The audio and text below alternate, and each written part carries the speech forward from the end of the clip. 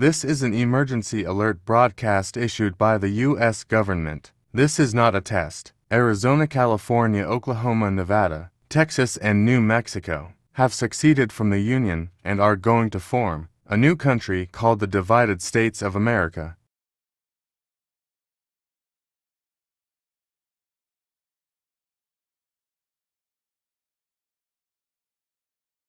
This is a map of the United States of America.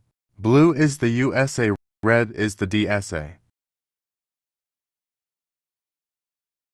Any state within the Divided States of America must remove all American flags. They will be replaced by the DSA flag. All USA flags will be relocated to the USA. We invite the DSA to join us in the new era of friendship with our four nations. We hope for a peaceful transition from the United States.